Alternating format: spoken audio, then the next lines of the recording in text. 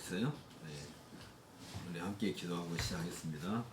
하나님 아버지, 오늘 우리도 하나님의 그 놀라운 창조의 그 세계에 함께 참여하고 또 그러는 가운데서 우리가 주의 그 놀라운 솜씨를 또 기뻐하고 즐거워하는 이런 시간을 갖습니다. 하나님, 오늘도 주의 말씀을 통해서 우리가 이러한 하나님의 큰 능력을 함께 또 공부하고자 하오니 우리에게 지혜를 주시고 또 이 공부를 통해서 우리가 하나님의 거룩한 백성으로 살아가는 삶에 있어서 큰 능력을 또 지혜를 얻을 수 있도록 은혜를 내려주옵소서. 예수님 이름으로 기도합나이다. 아멘. 예배소서는 특별히 이 골로새서와 빌레몬서를 이렇게 좀 같이 엮어놓은 물론 뭐 전혀 다른 것이긴 하지만 그래도 그런 연관성이 있다. 이런 것을 우리가 지난 시간에도 공부를 했습니다. 특별히 골로새서에서 이제 우리 옥중서신할 때 이제 골로새서는 우리가 지금 몇 시간을 공부했지만 전혀 우리로서는 상상할 수 없는 큰 내용이 거기에 담겨 있다고 그랬죠. 우주론적 기독론 기억나죠? 그 우주론적 기독론이라는 것은 기독이라는 말이 예수 그리스도에 대한 것이 기독이죠.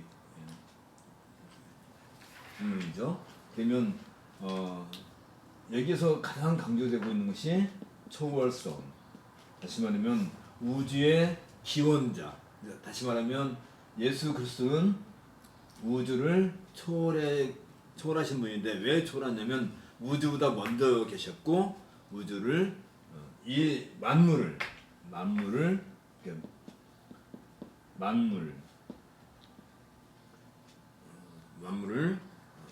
그리스도를 위해서 창조하셨다라고 할 때, 그래서 이 예수 그리스도를 가리켜서 뭐라고 하냐면 만유의 주라고 이렇게 얘기한다. 만유가 만물이죠. 만물. 온 우주 안에 있는 모든 것 다. 거기에는 우리도 포함되고 여기 있는 조그만 뭐 토마토도 포함되고 태양과 달과 별 또 뭐 온 우주가 다 포함되는 그 만유의 주이시다라고 할 때 우주론적 기독론 여기에서 강조되는 게 뭐라고요? 초월성이 강조가 된다고 그랬죠. 그리고 이 만유의 주이신 이 그리스도를 가르쳐서 우주론적 기독론에서는 이제 여기서 뭔가 나오냐면 이제 구원론이 나올 때 어떤 얘기가 나오냐면 이 구원론은 이 예수 그리스도가 다시 말해 만유의 주이신 그분이 교회의 머리시다. 그래서 모든 능력이 이 머리로부터 나온다라는 것을 강조를 하는 거잖아요. 그래서 이런 골로새서의 이런 신학적 배경이 빌레몬서에서 어떻게 이게 그 골로새 교회 안에서 어떤 일이 나냐면 오네시모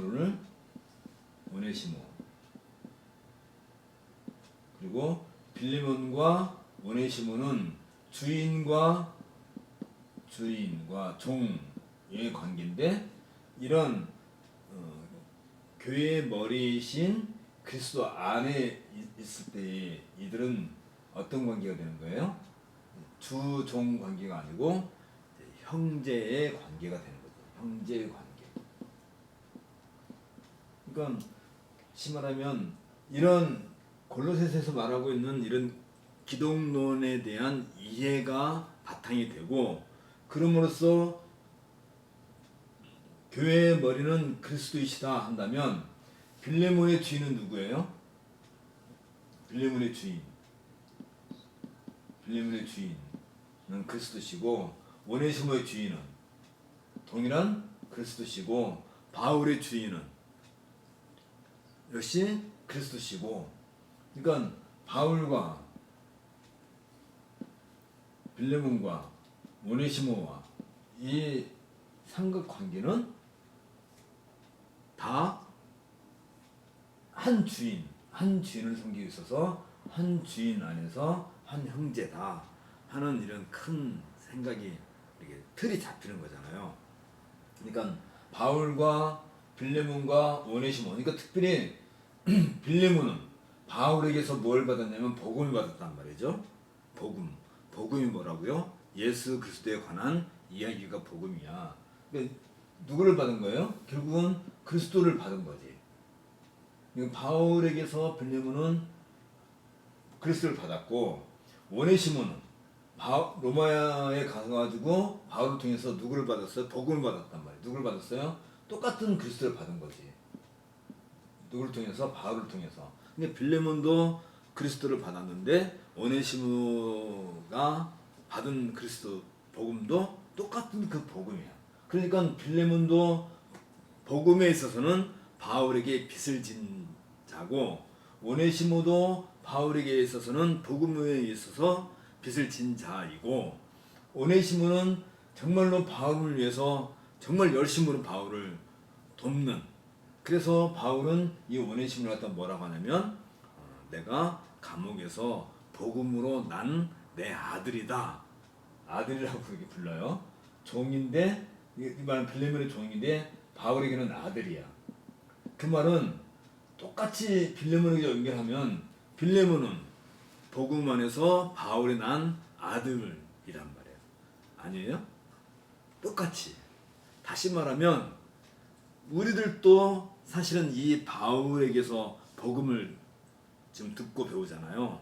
그러면 시간상으로 2000년이 지났지만 나도 바울에게서 복음을 듣고 배웠다면 복음 안에서 나도 바울이 난 아들이 되는 거고 그러면 여러분들도 그래요 안 그래요? 바울에게서 복음을 듣고 배웠다 한다면 바울이 복음 안에서 난 여러분들도 똑같은 자녀예요. 그러면 나나 여러분이나 오네시모나 빌레몬이나 다 한 주인을 모시고 있는 거잖아. 한 주인. 혹시 우리가 섬기는 주인인 그리스도 말고 다른 주인을 섬기나요? 그럴 수가 있나요? 우리가 한 복음 안에 있는데 다른 주인을 섬길 수가 없잖아. 그러니까 우리는 그런 면에서 다 똑같은 한 형제고 자매라고 하는 이게 이런 큰 틀이 여기도 우리가 포함된다 할 때 이걸 가르쳐서 뭐라고 해요? 이게 말하자면 교회잖아. 교회. 그런데 골로새서에서는 이 교회의 머리는 그 뭐예요? 처음, 먼저 났다. 그다음에 권능, 권세, 또 모든 에너지가 머리로부터 나오는 거잖아요. 머리로부터 이렇게 공급되는 거잖아. 그러니까 그런 면에 있어서 머리가 강조됐다면 빌레몬서에 와서는 한 머리 안에 있는 모든 각각의 지체들의 관계성이 상당히 부각이 되죠. 그렇죠? 바울과 빌레몬과 오네시모의 그 관계성 안에서 서로가 서로에게 다시 말하면 바울이 이들에게 복음을 줬어도 바울은 역시 그리스도의 종이란 말이지. 그렇다 한다면 그리스도가 주인이라고 한다면 로드 주라고 한다면 우리는 다 그 주인의 종과 같은 존재예요.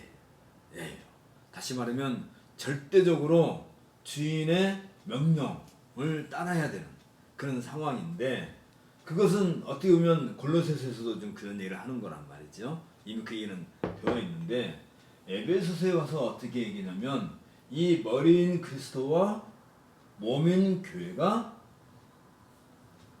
하나다. 이런 것을 강조하고 있는 것이 이제 에베소서에서 특별히 이제 하고 있는 얘기란 말이에요. 에베소서에서는 특별히 머리와 몸은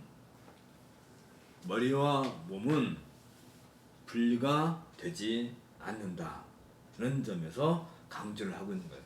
그러니까 이제 특히 이제 이 교회론과 관련해서 바울은 우리 몸을 예를 들어요. 그러니까 우리 몸에는 많은 지체가 있다.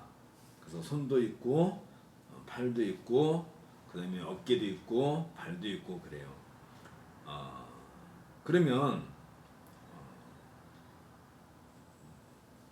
내 몸은 어디서 어디까지가 내 몸이야? 전부가 다 내 몸이죠. 그러면 이 새끼손가락 하나가 어떤 이유로 잘라졌어, 끊어졌어요. 이제 수술을 해가지고 없어요. 새끼손가락이. 그러면 내 몸이 없어진 건가? 다시 말하면 내가 새끼손가락 하나 없어도 나는 여전히 나로 존재를 해요. 그러면 이제 어떤 사고를 당해서 팔 하나가 없어졌어. 그러면 내가 없어진 거예요? 내 몸은 그냥 있는 거지. 그럼 팔 하나 없어졌으니까 몸이 아닌 거야? 팔 2개 없어졌어. 그래도 여전히 몸이야. 다리가 없어. 그래도 몸이야. 근데 다 떨어진다고 몸은 몸인데, 그러면 다 사지가 다 없어지고 머리하고 몸통만 남았어. 그래도 몸이야. 그래도 사람이야. 근데 머리가 없어지면 다 있는데 다 있는데 우리 너무 다 달려 있는데 머리가 없어. 그러면 그건 몸통이라고 하지 몸이라고 안 한단 말이지. 그러니까 몸이라는 말 속에는, 이 몸이라는 말 속에는 여기는 뭐가 담겼냐면 육체, 몸이라고 하는 이 육체가 있는데 여기 항상 뭐가 있어야 돼요? 정신, 스피릿, 혼.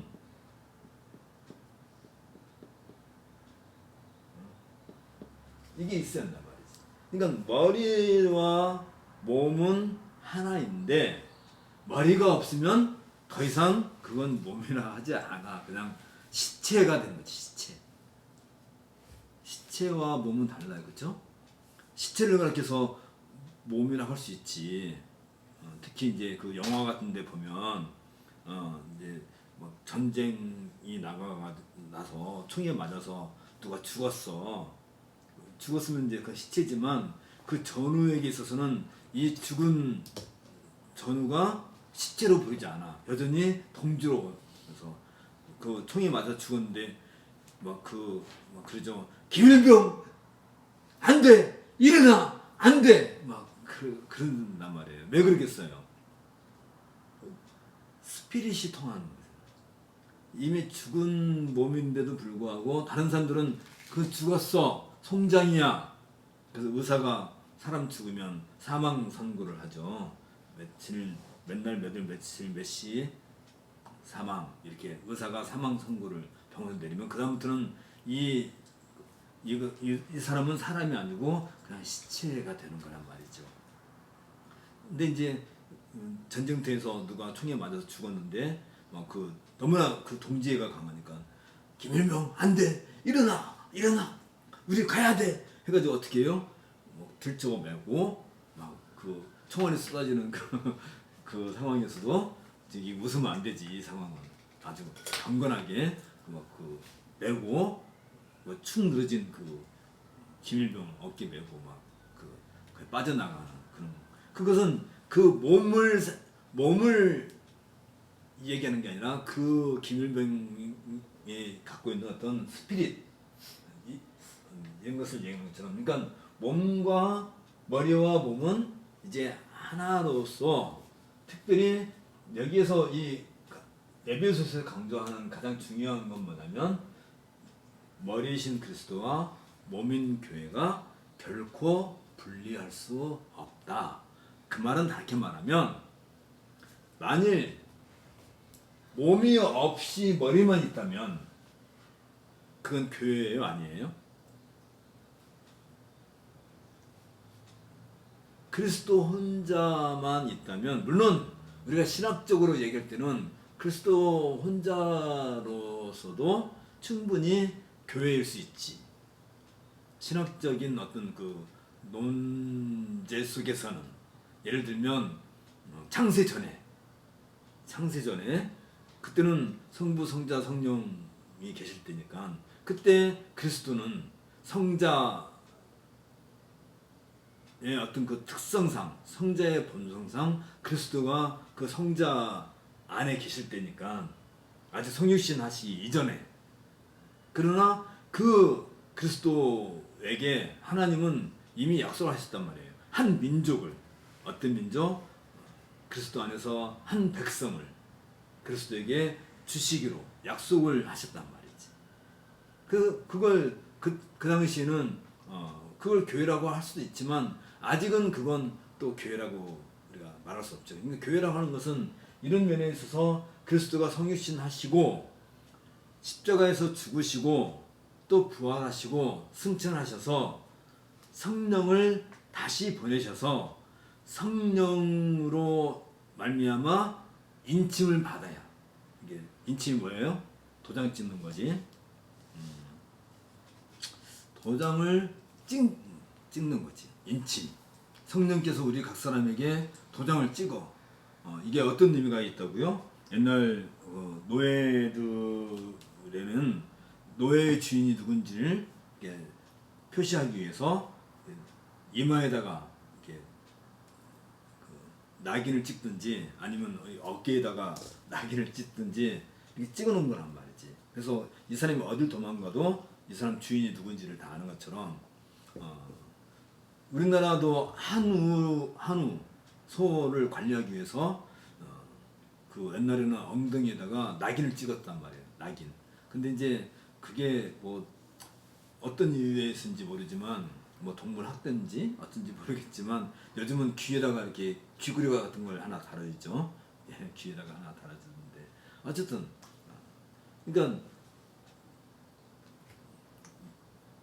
성령께서 이제 그리스도께서 보내신 성령께서 오셔서 우리 각 사람에게 도장을 다 찍어주시는 거예요. 도장 찍었어요? 성령께서? 찍었어요? 보여줘봐.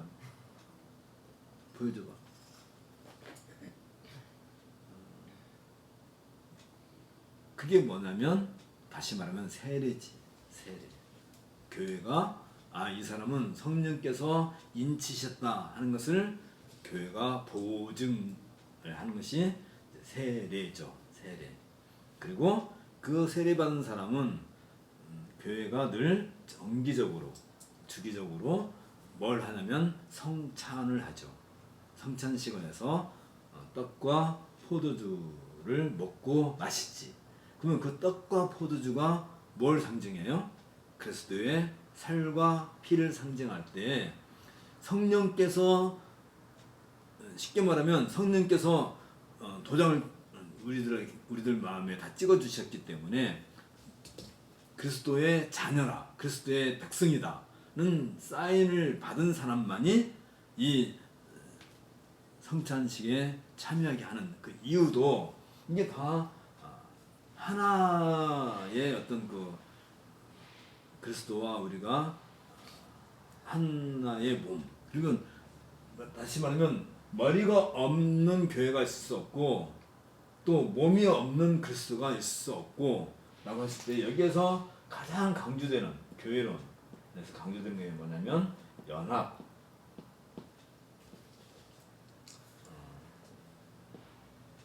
엔 그리스도.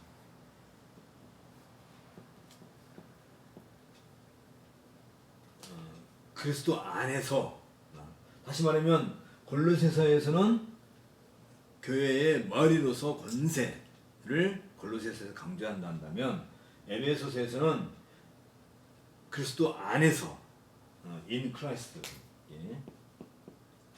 in Christ, 그리스도 안에 있는. 그래서 그리스도와 몸인 교회는 이제 한 지체로서 완성된 그런 것을 우리에게 보여주는 것. 굉장히 이 부분에 있어서 우리가 늘 사실 그렇잖아요.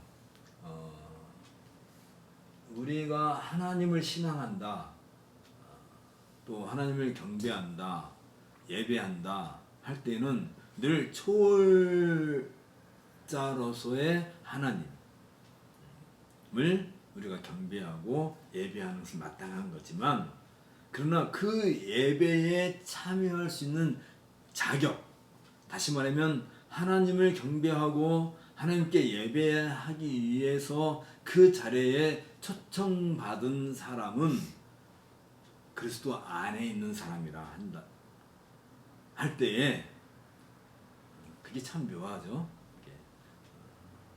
그리스도 안에 있어야 된다, 그리스도와 한 몸을 이루고 있어야 된다는 어떤 그런 점을 우리가 늘 마음에 담고 있단다면, 우리가 하나님께 예배한다고 할 때에 저 멀리 하늘에 계셔서 우리의 예배를 받아주시는 분이 아니라 이미 우리와 그 하나님은 이제 한 몸으로서 함께 그 예배 안에 참여하는 거지. 이게 참 설명하기가 이렇게 간단치 않은데, 예를 들면 지금 우리는 이 육의 몸을 입고 있으니까 우리는 하늘에 지금 올라가 있는 것도 아니고 이 땅에 살고 있으니까 하나님과 우리 사이에는 굉장히 멀리 떨어져 있는 것처럼 느낄 수 있어요. 그러나 우리가 성찬식을 행할 때, 성찬을 행할 때, 우리가 성찬에서 그리스도의 살과 피를 먹고 마실 때에 그리스도는 어디에 계시는 거예요?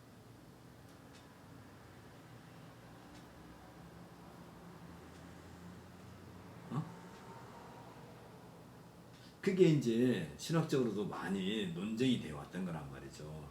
그래서 이제 그 살과 피가 진짜 그리스도의 살과 피다, 진짜 그리스도의 살과 피를 먹고 마신다 라고 이게 하게 되면 어떤 문제 생겨요? 예수님의 몸을 먹고 마신다고 할 때 자칫하면 그걸 뭐라 해야 되나, 식인종이 돼요 그러잖아요. 그러면 사람이 사람을 먹을 수가 있나? 그래서 이제 우리는 우리 교육주의에서는 영적 임재설이라고 하는 거죠.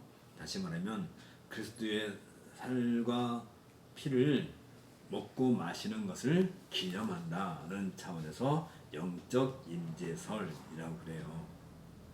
그랬을 때 여기서 우리가 중요하게 생각할 게 뭐냐면, 우리가 이 성찬식을 행하는 위치, 장소가 어디인가 하는 거예요. 다시 말하면 우리가 상징적으로 먹는 게 아니에요. 상징을 한다는 것은 이제 우리 교육주의 사상이 아닌 거지. 상징이 아니고 진짜 살과 피를 먹는 것도 아니고, 우리는 이제 영적 임재설을 얘기할 때 우리가 비록 목사의 손에 의해서 우리에게 떡과 포도주가 주어진다 할지라도 그것을 공급하시는 분은 누구냐면 그리스도 자신이란 말이죠. 그랬을 때 우리가 성찬을 행할 때 그리스도와 우리는 철저하게 한 몸으로 연합되어 있다는 이 신학적인 요 내용이죠. 결국 이것을 이해하지 않으면 성찬을 우리가 떡과 포도를 먹고 마실 때 이러한 그리스도와의 완벽한 연합에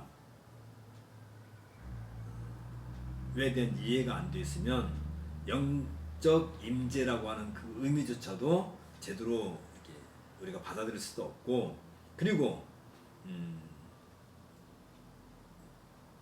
그리스도와 우리가 지금 어디에 있는지, 지금 우리가 그래서 이제 우리를 십자가에서 피를 흘리셔서 우리를 구속하신 그 예수 그리스도께서 우리와 한 몸이 되셨다 한다면, 그분이 부활하실 때 우리도 죽음에서 다시 산 것과 똑같은 의미가 있는 거고, 그분이 승천하셨다 한다면 우리는 지금 어디에 있는 거예요? 우리도 여전히 하늘에 그리스도와 함께 있는 거예요. 그 상태에 있는 사람이 하나님께 예배할 수 있는 거지. 그런데 이것을 우리가 이해할 때 already, not yet, 이미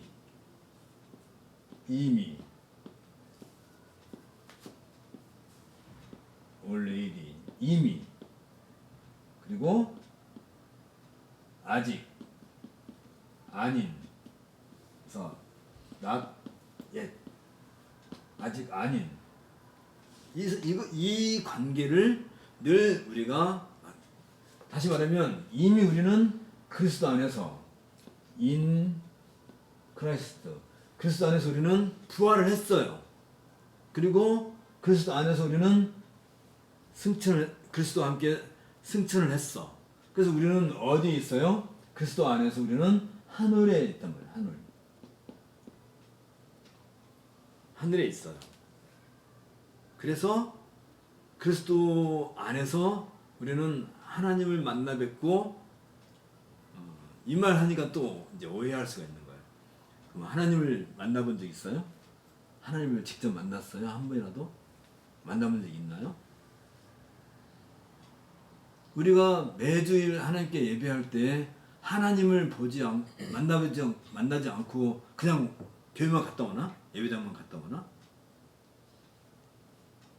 하나님 만나봤어요? 봤어요? 그러니까 늘 우리가 이런 점을, 그리스도라고 할 때 그리스도의 가장 큰 특성이 로고스죠. 로고스, 말씀. 그래서 이 말씀을 먹고 마신다는 것은 결국은 말씀이 뭐예요? 말씀이 그리스도의 몸이잖아. 로고스잖아. 로고스의 몸이 말씀이잖아.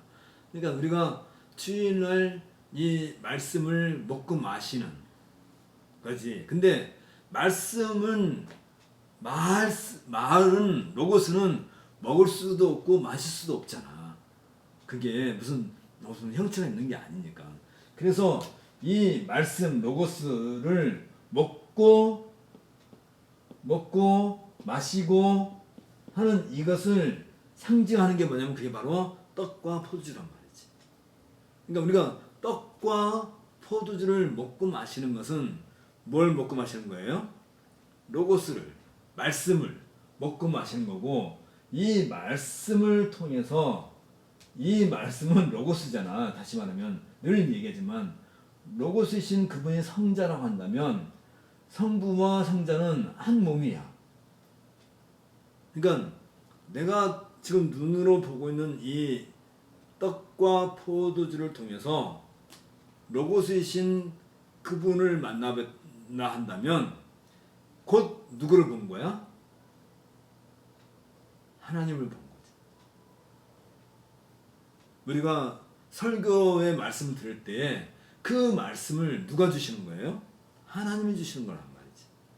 특별히 이와 관련해서 요한일서 1장에서 요한이 이 부분을 굉장히 강조를 해왔단 말이죠. 다시 말하면 사도들은 누구랑 교제를 했어?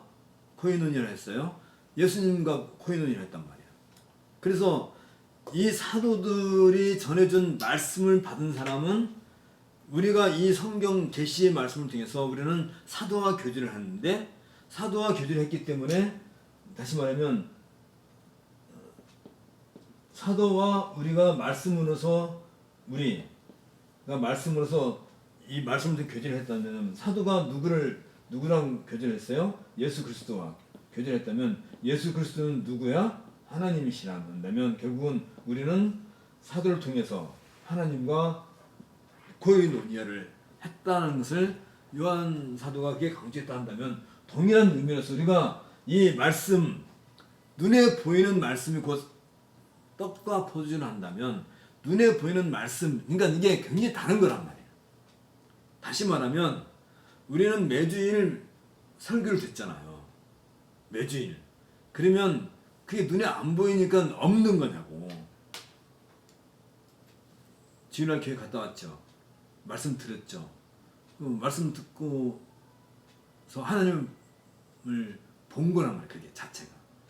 근데 그걸 좀 더 확실하게 좀 더 우리 시각적으로 이해하기 좋게끔 하기 위해서 떡과 포도주로 예수 그리스도의 죽으심과 부활하심을 상징한 그 기념을 우리가 한다면 매 주일날마다 설교는 있어도 성찬식을 안 한다 할지라도 그 설교 자체가 성찬식과 동일한 의미와 효과를 가지고 있는 거예요. 그러면 성령의 인침이라고 하는 것은 우리가 매주일 말씀을 설교를 통해서 들을 때에 그 설교가 그냥 단순히 설교가 아니라 예수님의 몸과 다시 예수님의 살과 피를 먹고 마시는 것과 같은 동일한 효과를 가져오게 하는 것이 곧 무엇이라고요? 그게 바로 성령의 인침이란 말이에요. 인치심. 다시 말하면 우리가 매주일마다 목사의 설교를 듣는 그 자체가 우리가 성령의 인침을 받았다는 사인인 거야. 표시야. 다시 말하면 그 사인이 없으면 다시 말하면 자꾸 이게 말이 이렇게 어렵네. 설명하는데 우리 인숙자매가 로마 이태리 로마로 여행을 하는데 인터넷으로 그 여행 그 티켓을 이렇게 예약을 할 거 아니에요. 가는데 그러면 뭘 받아요? 옛날에는 종이로 된 티켓을 받았지만 요즘은 이제 모바일 티켓을 주지. 그래서 얼로 들어와요. 그게 내 휴대폰 속에 딱 들어와 있잖아요. 그래서 내가 이제 인천공항에 가서 비행기 탈 때 그것만 딱 이렇게 보여주면 바코드 같은 걸로 하나 딱 보여주면 그 기계 딱 대기만 하면 자동으로 패스가 되는 거잖아. 그러면 그 비행기 안에 타는 거잖아. 그럼 비행기 안에 타면 비행기에서 밥도 주고 먹을 것도 주고 있으면 어디까지 가는 거야? 로마까지 가는 거잖아. 다시 말하면 똑같은 의미예요. 다시 이게 성령이 우리에게 인침을 줬다는 것은 내 휴대폰 안에 로마 가는 비행기 티켓이 있는 거야. 바코드가 있는 거예요. 그거만 딱 되면 그냥 비행기 타는 거랑 똑같은 것처럼. 그래서 우리에게 매주마다 교회에서 그 사실을 확인해 주기 위해서 설교라는 형식을 통해서 다시 말하면 우리가 밥을 먹을 때 밥이라는 형식, 다시 말하면 이 음식을 먹잖아요. 그럼 내가 뭘 먹어 지금? 토마토를 먹어요. 그러니까 토마토를 먹은 거야? 토마토 안에 있는 에너지, 영양소를 먹은 거예요? 토마토를 먹으면 토마토가 몸속에 그대로 있는 게 아니잖아. 이게 분해가 되고 여기는 뭐 미네랄, 비타민, 뭐 탄수화물 이런 것들이 내 몸에 들어와서 내 몸에서 에너지를 만들고 내가 움직이고 살아가는 그런 영양소를 공급해주는, 쉽게 말하면. 그러면 이 하나님의 말씀을 우리가 먹고 마신다 할 때 또는 설교로 그 말씀을 우리가 들을 때에 동일한 의미란 말이지. 먹고 마시는 거란 말이죠. 그것도 오늘 우리가 이게 공부하는 것은 조금 달라요. 설교하고는 다른 거야. 우리는 설교는 이 말씀이 우리에게 직접 오는 거예요. 진짜 하나님께 주시는 걸로. 우리가 오늘 공부하는 것은 그 하나님의 말씀을 먹고 마실 때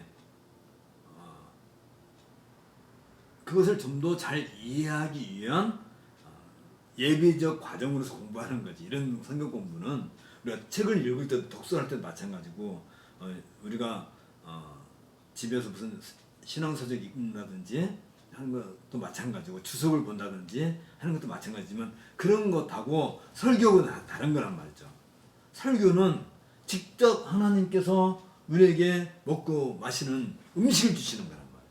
그러면 우리가 이 떡과 포도로 상징된 것이 예를 들면 이게 떡과 포도주로 상징되는 것이 우리 몸에 들어가면 우리 몸에서 이게 에너지가 되는 것처럼 이 하나님의 말씀이 눈에 보이지 않는 하나님의 말씀이 떡과 포도주로 눈에 보이는 것 말씀으로 들어오는 것처럼 우리가 이 설교 말씀을 들을 때에 우리 몸에 실질적인 에너지가 되는 거야.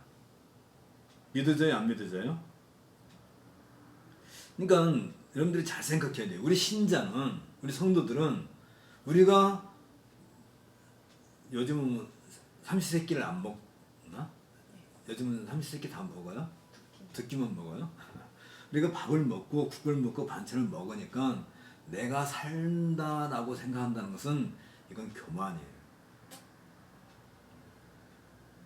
내가 삼시세끼를 제때 잘 먹고 하니까 건강하고 산다고 생각한다는 것은 이건 하나님 없는 사람들이, 하나님을 안 믿는 사람들이 하는 생각인 거예요.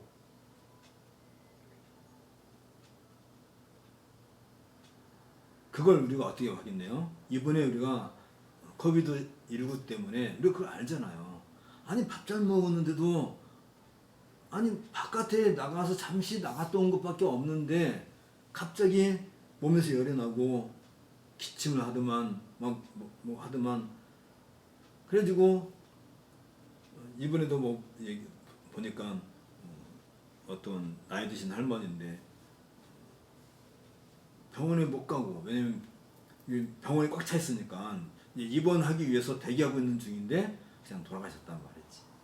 그런 일이 많잖아요. 지금 미국이나 저기 유럽이나 거기는 이게 죽었는데 그러니까 코비드19라고 확진을 하지 않은 상태에 죽었어. 그냥 죽은 거야, 말 그대로.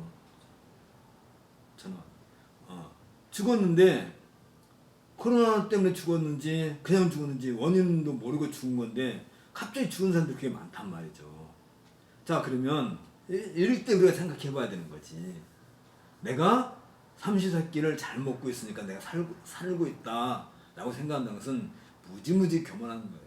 어느 순간에 우리가 한순간이라도 하나님께서 우리를 부르시면 우리는 그냥 가는 거예요. 왜? 우리가 이 땅에 태어날 때 내가 태어나고 싶어서 태어났나?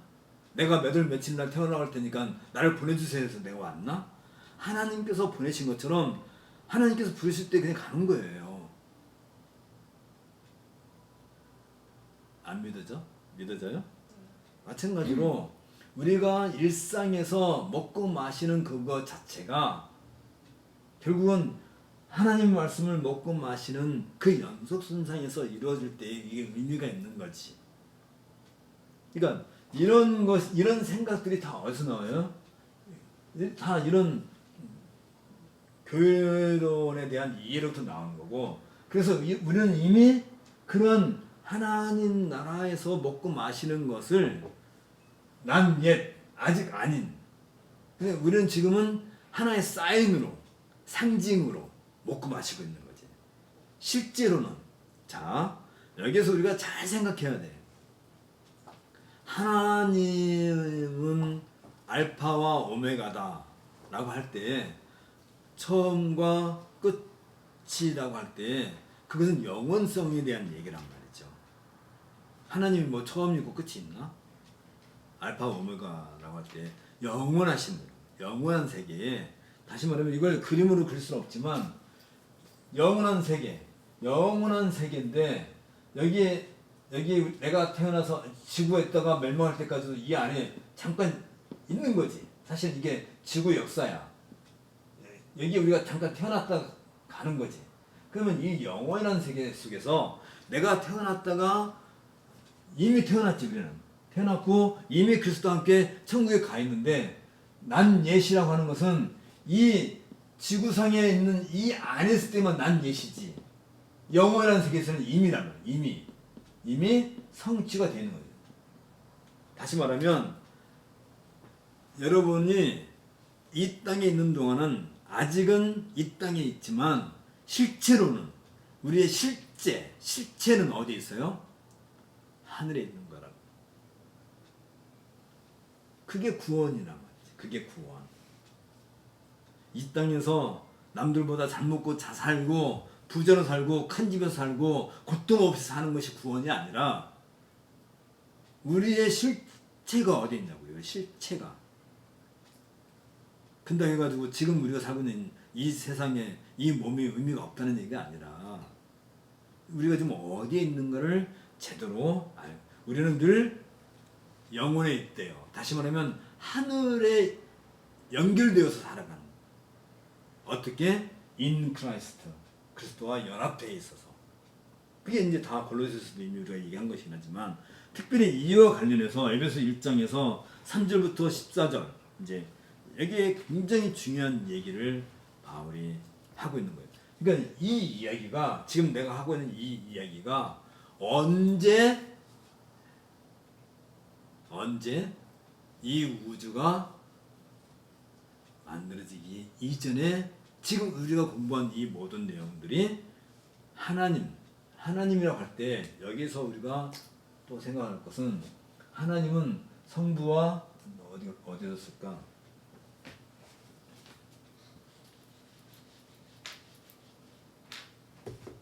성부와 성자와 성령, 이 삼위일체이신 삼위, 이란 말이야. 위라는 것은 펄슨이에요. 인격이야. 인격, 펄슨. 하나님이 자신의 형상과 모양으로 아담을 만드실 때, 아담과 그 다른 짐승들과 차이점이 하나 있는데, 어떤 차이점이 있어요? 다른 모든 피조물들은 인격이 없어요. 아담에게만 인격이 있는 거야. 다시 말하면 우리 사람에게만 인격이 있어요. 우리 그걸 갖다 뭐라고? 인격. 이게 펄슨이란 말이야. 펄슨. 근데 하나님에게는 인격이라고 쓰지 않고 위격이라고 써요. 하나님에게는. 그래서 성부, 성자, 성령, 이 삼위, 그래서 삼위란 말이야. 삼위. 이분들 사이에, 그러니까 성부와 성자와 성령 안에서 어떤 협약, 약속을 했단 말이지. 무엇에 대해서? 다시 말하면 우리가 지금까지 얘기한 이런 내용들을 통해서 우리를 구원하셔서, 지금 우리 선미 씨는 이 땅에 아직은 있지만 이미 어디에 가 있는 거예요?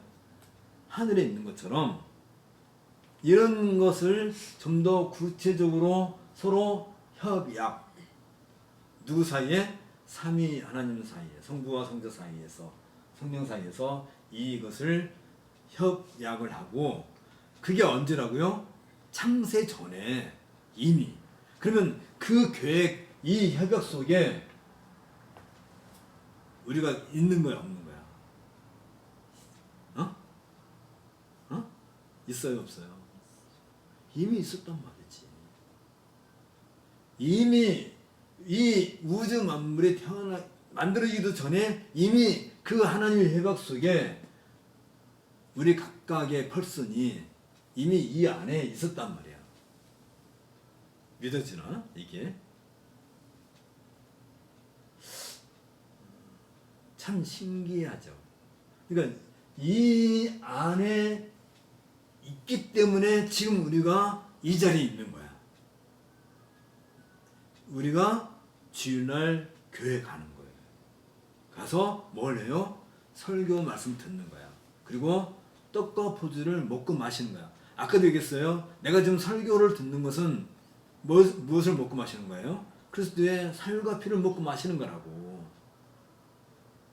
그러니까 그냥 연설이 아니야. 연설은 내가 안 들어도 상관없어요. 그거 뭐 듣고 잊어버려도 상관없어요. 그런데 설교는 떡과 포도주로 우리에게 주어지는 것이기 때문에 그건 우리가 먹고 마시면 우리 안에서 에너지가 되고 영양소가 되고 우리를 성장하게 하는 거란 말이지. 성장을 시킨단 말이지. 그러면 목사님 설교하면 우리가 영적으로 성장하나요? 아니라니까요. 영과 육을 우리가 구분할 재주가 없잖아요. 어디가 영이고 어디가 혼이에요? 그래서 이제 수술을 해요. 그러니까 이제 우리 몸을 수술대 높여놓고 영을 찾기 위해서 수술해요. 제일 먼저 어디부터 잘라요? 제일 먼저 자르기 쉬운 데부터 이제 잘라나가. 손가락, 발가락 다 잘라나가고 다 잘라나가고.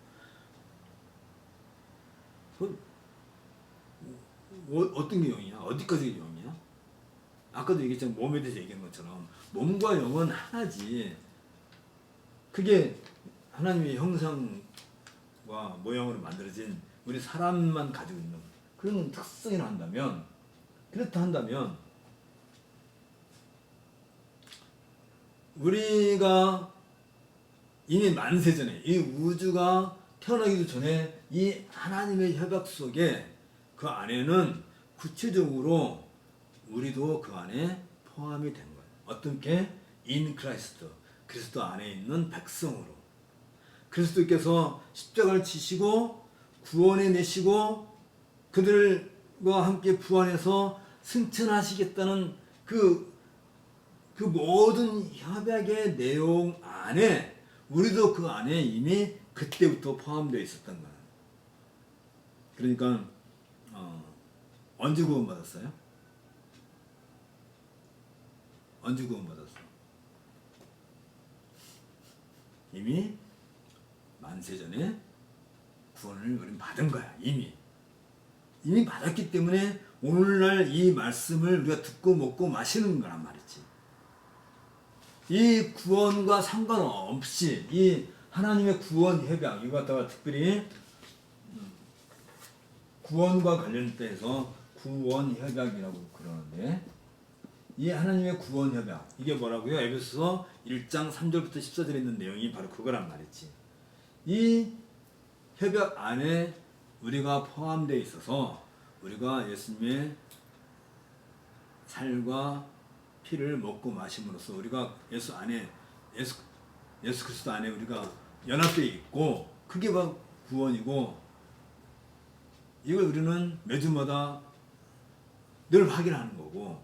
그런데 이것이 언제 있었다고요? 영원 전에, 이 우주를 창조하기도 전에 하나님의 협약 속에 우리가 포함되어 있는 거랍니다. 이런 의미로서 예정론이라고 해요. 구원 협약은 앞으로 되어질 일에 대한 협약이잖아. 그 안에 누가 포함되어 있어요? 우리도 포함되어 있어요. 그러니까 예정론이라고 하는 것은 굉장히 이게 초시간적인 내용을 얘기하는 것이지, 내가 지금 뭘 하고 내 운명이 어떻게 되고 이런 걸 얘기하는 게 아니에요. 그러니까 많은 사람들이 오해하는 것이 뭐냐면, 예정을 했으니까, 하나님께서 예정해 놓으셨으니까 하나님의 예정대로 될 거야. 그래서 우리 딸이 이번에 대학도 합격할 거고, 우리 사위가 이번에 뭐 회사에 취직할 거고, 그 하나님 예정이 다 돼 있는 거야 라고 그런 데다가 적용하면 안 되는 거야. 특별히 하나님의 이 구원 협약, 특별히 예정은 하나님의 구원 협약과 긴밀한 관련이 있어서, 이걸 신학적으로 어떤 말로 말하냐면 오이코노미아, 경륜, 하나님의 경륜이라고 말한단 말이지. 이걸. 근데 이 하나님의 경륜은 하나님의 오이코노미아는 어떤 뜻이냐면 집을 세운다 그런 뜻이에요. 그러니까 하나님의 이 경륜이라고 하는 것은 절대로 바뀔 수가 없어. 바뀌어서는 안 돼. 그리고 절대로 실패할 수도 없어. 안 이루어질 수가 없는 거예요. 기어이 이루어질 수밖에 없는 거야. 그게 하나님의 예정이야. 그런데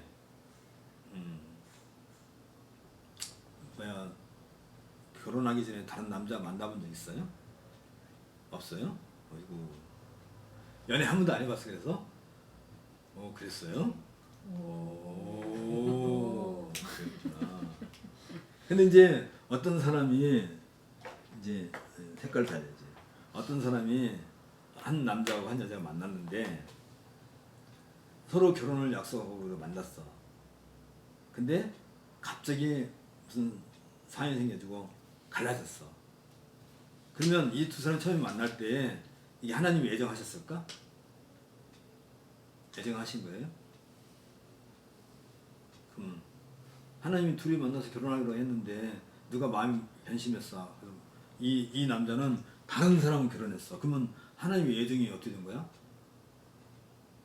그러니까 하나님의 예정을 얘기할 때는 그런 가변성을 가지고 있는 데에는 하나님의 예정, 하나님의 뜻 이런 말을 붙이면 안 돼요. 하나님의 예정, 하나님의 뜻은 하나님의 경륜에 대한 것이고 이것은 예를 들면 그래요. 성부와 성자와 성령께서 구원의 협약을 했는데 예수님께서 십자가를 지시기 전날 밤에 나 못해. 안 할 거야. 하나님과 정말로 싫어. 아버지 나 좀 어떻게 여기서 빼주세요. 나 지금이라도 안 할 거야. 라고 한다면 그러면 이 구원 협약이 성취가 돼요? 안 될 거 아니에요. 그런데 아까도 얘기했지만 이것은 늘 영원이란 영원 안에서 하나님의 구원 협약은 다시 말해 하나님의 경륜은 영원이니까 시작도 없고 끝도 없는 이 영원의 개념 속에서 이해한다면 이 협약이 맺었을 때 이 구원 협약은 이미 성취가 된 거예요? 안 된 거예요? 이미 된 거란 말이지. 이미 된 거예요. 이미 성취가 된 거야. 이게 왜 중요하냐면 지금 우리가 이 자리에 있다 할지라도 우리는 현재 지금 어디에 있는 거예요? 완성된 천국 안에 우리가 있는 거예요. 그래서 우리가 그 완성된 천국 안에 있다는 것을 확인하기 위해서 매주마다 예배 시간에 와서 하나님께 예배하는 거란 말이지. 경배하는 거죠. 요한계시록에서 얘기하는 것처럼 수많은 성도들이 그 하나님을 경배하는 그 장면을 지금 우리는 그것을 어디서 확인해요? 오늘 이 땅에서 우리가 하나님께 예배하는 그 자리에서 확인을 하는 거란 말이지. 그것을 더 축소시키면 떡과 포도주를 먹고 마시는 거고 그걸 더 축소시키면 매주마다 말씀을 듣는 거고 누구 안에서? 그리스도 예수 안에서. 이게 언제 되어진 거라고요? 여기 에베소 1장 3절부터 14절에 보니까 이미 만세전에 이루어진 거예요. 특별히 1장 9절을 봅시다.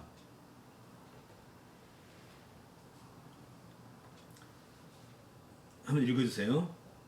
그 뜻의 비밀을 우리에게 알리신 것이요 그의 기뻐하심을 따라 그리스도 안에서 때가 찬 경륜을 위하여 예정하신 것이죠. 이게 바로 예정이란 말이에요. 지금 내가 얘기한 이것이 비밀이야. 그 뜻의 비밀을 우리에게 다 알려주셨어요. 누가 알려줬어요? 바울이 이미 다 알려줬단 말이지. 갈라디아에서부터 시작해가지고 데살로니가 전후서, 고린도 전후서, 로마서, 또 여기 옥중서신 통해서 이미 이 그리스도와 관련된 이 비밀을 다 우리에게 알려줘가지고 그게 하나님께 기뻐하신 뜻이야. 이 하나님의 기뻐하심이 드러나는 것이 하나님의 영광이에요. 그래서 내가 어떻게 이걸 내가 성취하나? 하나님이 성취하시나? 하나님이 경륜 속에서 다 이미 성취가 되어지는 일을 우리는 이 지구의 역사 속에, 역사라고 하는 이 지구 안에 있는 유한한 이 땅에서 우리는 그것을 보고 기뻐하고 즐거워하는 거야. 다시 말하면 주일날 우리가 교회에서 친구를 만났을 때 천국에서 누려야 될 그 기쁨을 이 친구와 같이 지금 누리고 있는 거예요. 우리가 같이 지금도 이걸 누리고 있는 거예요. 이 자리에서 함께 공부하는 이 자체가, 이 즐거움이, 이것이 바로 이런 것을 하나님이 기뻐하시는 거란 말이지. 자, 그러면 우리가 늘 기도할 때 하나님의 뜻을 따라서 하나님을 기뻐하게 해주시옵소서 우리 기도할 때 무엇으로 그게 성취가 되냐면 하나님께 예배하는, 주일날 예배하는 것에 성취되는 것이지 내가 100억짜리 건물 하나 사는 것에서 성취되는 게 아니란 말이죠. 우리는 주로 그렇게 많이 사람들 생각하잖아. 내가 대학에 합격하고 우리 아들이 뭐 취직하고 뭐 우리 아들이 대통령 되면 내가 영광이고 그 하나님께 영광이고 뭐 축구 선수가 국제대회 나가가지고 한 빵 찼는데 골인 됐어. 그러면 하나님 영광, 그게 하나님 영광이에요. 하나님 기뻐하시는 일이냐고. 아니라니까. 왜 아니야? 그러면 상대편에 있는 사람들은 그 골을 먹는 순간에 기분이 나쁠 거 아니야. 그럼 하나님 욕하나? 그건 말이 안 되잖아요. 내 아들이 대통령 되면 기분 좋겠지. 근데 다른 사람이 떨어지면 그 아버지는 기분 나쁘겠지. 그러면 하나님은 누구를 더 기뻐하셔야 되는 거야? 그러니까 그런 걸로 하나님을 기뻐하신다는 게 아니라 여기 있는 것처럼 그리스도 안에서 이루어지는 그 모든 일에 있어서 하나님이 가장 기뻐하시는 거고 그게 하나님의 뜻이 성취되는 것이고 우리가 주기도문에서 하늘에서 하나님 뜻이 이루어지는 것처럼 이 땅에서도 이루어지다 할 때 이 땅에서 이루어지는 그 일이 뭐냐면 우리가 이 말씀을 듣고 깨닫고 구원을 이루어가는 이게 하나님의 뜻이 이 땅에서 이루어지는 거예요. 하늘에서 이루어진 하나님의 그 뜻이 하나님의 경륜이 이 땅에서 이루어지는 실질적인 사건이 뭐냐면 우리가 구원받았다는 사실이에요. 이거 하나님이 가장 기뻐하십니다. 그래서 그리스도 예수 안에서 때가 찬 경륜을 위하여 이 모든 것이 다 예정된 거예요. 그걸 예정하시는 거예요. 그런데 거기에 어떤 큰 목적이 있어요. 어떤 목적? 6절 한번 읽으세요. 6절 이는 그가 사랑하시는 자 안에서 우리에게 거저 주시는 바 그의 은혜의 영광을 찬송하게 하려는 것입니다. 네, 방금 읽었죠. 하늘의 뜻이 땅에서도 이루어지기를 우리가 간절히 소원할 때 그것이 우리의 구원의 완성으로 나타날 것을 우리가 믿는 것인데 그것이 어떻게 되는 거예요? 그리스도 안에서 예정된 그것과 같은 거로서 여기 1장 6절에서는 이는 그가 사랑하시는 자 안에서 예수 그리스도 안에서 우리에게 거저 주시는 거예요. 내가 뭐 이렇게 한 1억을 들여서 얻은 것도 아니고 내가 국제대회 나가서 금메달 따가지고 그 공로를 얻은 것도 아니고 거저 주시는 바 거저 주었기 때문에 그게 하나님의 은혜란 말이지. 그의 은혜에 대해서 우리가 찬송하는 것이 하나님께 가장 큰 영광이 되는 거예요. 그러니까 우리가 하나님께 영광을 올립니다. 하나님께 영광을 드립니다 할 때 하나님께 영광을 드리는 가장 극적인 게 뭐냐면 죄인이 회개하고 하나님 앞에 돌아섰을 때 그리스도를 구세주로 영접했을 때 하나님의 영광이 가장 크게 빛나는 것이지 다른 걸로 하나님의 영광을 나타낼 수가 없어요.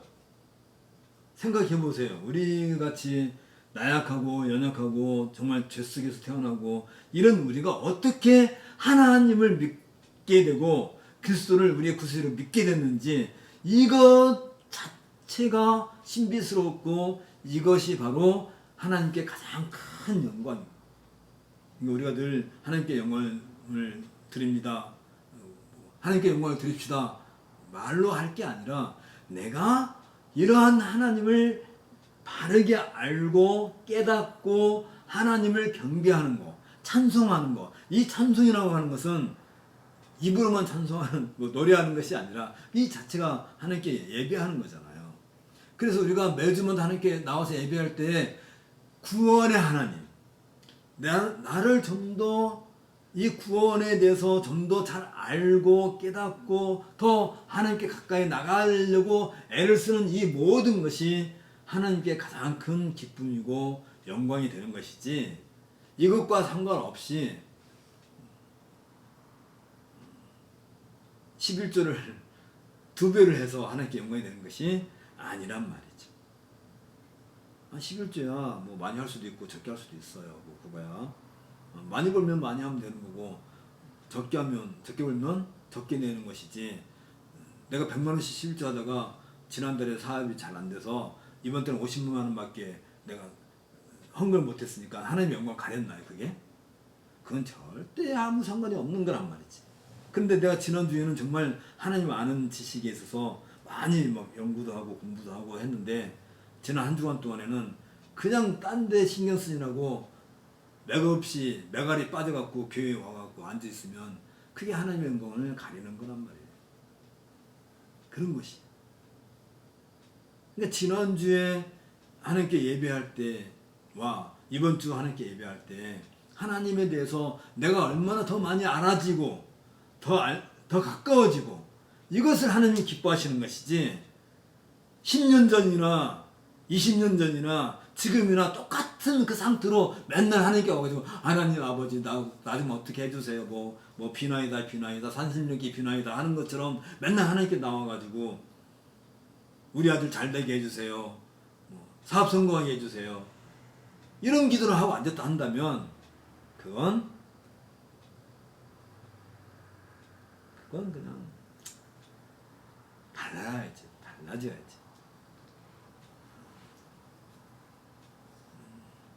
준하가 5살 때는 제일 하고 싶은 게 뭐였어요? 5살 때는 아직 꼬마니까 뭐 초등학교 때는 사달라면 뭘 사달라고 그래? 로봇?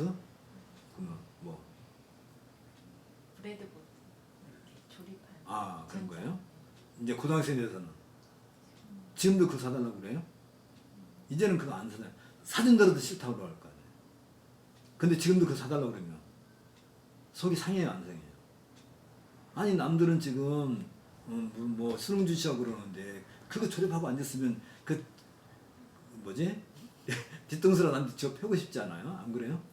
근데 30살 돼가지고 너 그 레드불도 사달라고 그러면 정말로 그때는 총으로 쏴주고 싶은 그 말은 안 되지. 우리가 10살 때 교회 다니는 거하고 20살 때 교회 다니는 거고 30살 때 교회 다니는 거고 여전히 우리는 맨날 하는 게 뭐야? 먹을 거 달라, 마실 거 달라, 입을 거 달라. 그런다 한다면 진짜 철없는 거지. 지금 교회 다닌 지가 30년 40년 됐는데 아직도 그러고 있어요. 이제는 좀 달라져야지. 그러면 이게 성부 하나님에 대한 것에 그의 은혜의 영광을 찬송하는 것이고, 그 다음에 12절 다시 또 읽어보세요. 이는 우리가 그리스도 안에서 전부터 바라던 그의 영광의 찬송이 되게 하려 하심이라.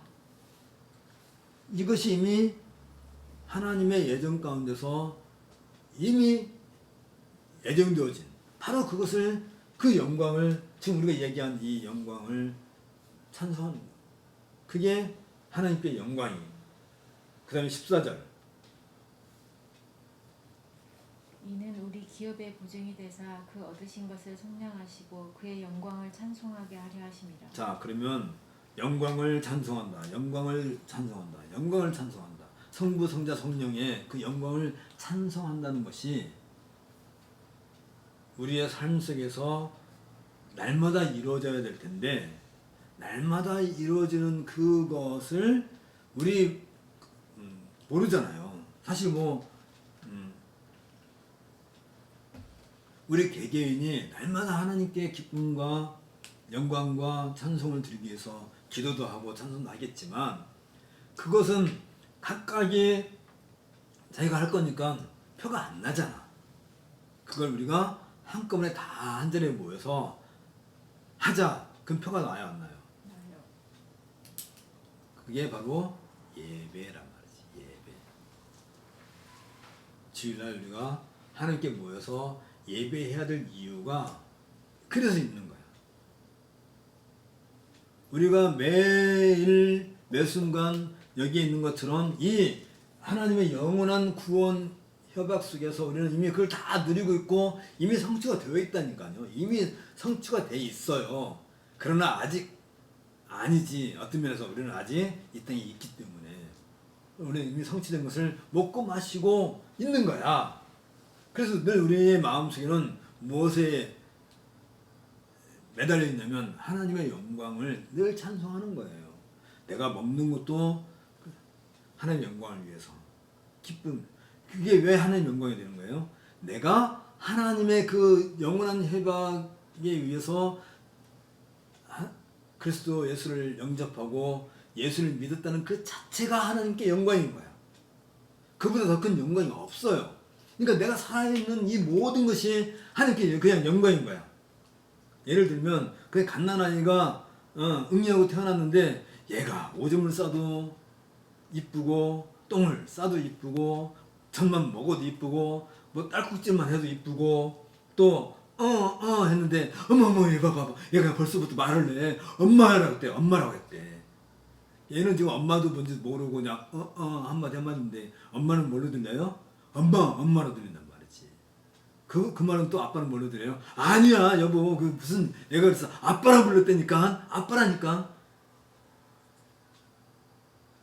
하나님은 우리는 그 하나님 앞에 우리는 존재야. 그러니까 하나님은 그냥 우리를 보기만 하면 그냥 귀엽고 이쁘고 사랑스럽고 그냥 그 자체가 하나님께 영광인 거지. 그치? 근데 그 아이가 아파봐요. 그 아이가 열이 나봐요. 얼마나 부모 마음이 아파.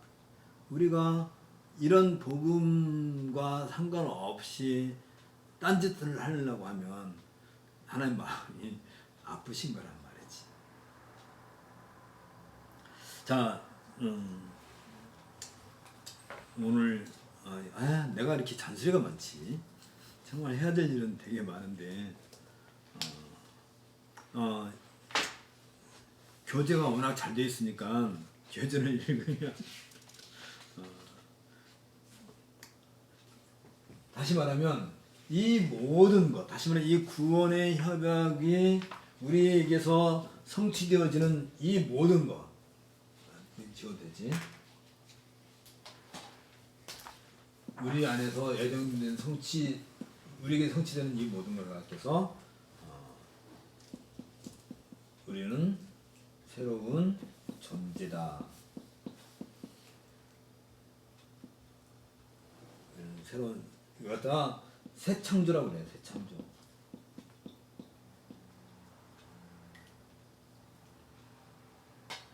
바울은 바로 이 일을 위해서 자기가 이 사역을 받았고 우리는 이런 바울의 그러니까 이 새 창조는 우리가 다시 태어나는 것을 얘기하는 건데 바울은 이 일을 위해서 스스로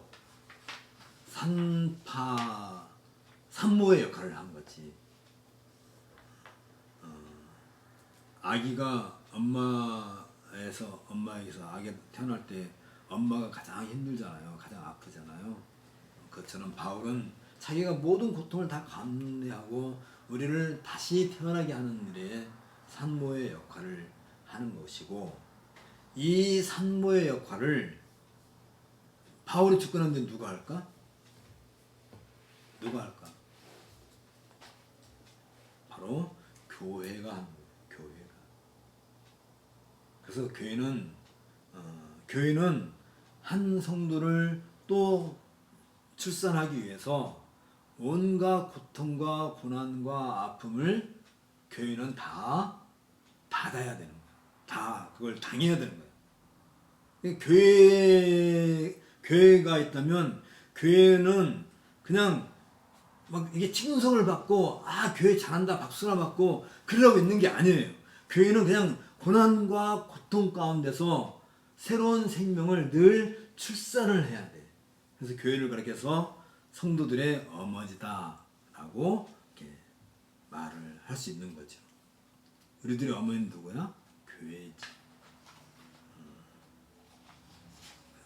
어쨌든 이런 것을 에베소서를 통해서 배우게 되고, 특별히 이제 이와 관련해서 에베소 1장부터 3장까지는 이러한 하나님의 구원 역사와 또 교회가 그리스도의 몸인 교회가 어떻게 이루어지고 있는지 그런 얘기를 자세하게 다루고 있어요.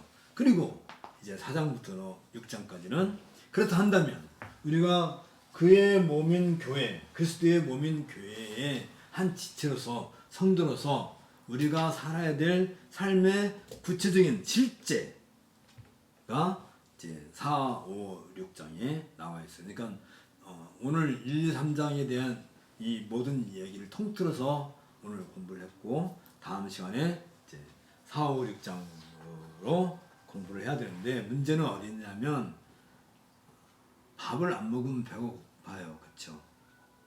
안 고파? 한 열흘 안 먹어도 배 안 고파요? 배고파야지. 정상이지. 우리가 공부를 했으면 여러분들이 3장까지 다 읽으셔야 돼. 그러니까 200 몇 페이지야? 218페이지까지 218페이지까지 다 읽으셔야 돼. 그래야 밥을 먹는 거라니까. 물론 안 읽어도 구원받는데 아무 지장이 없어.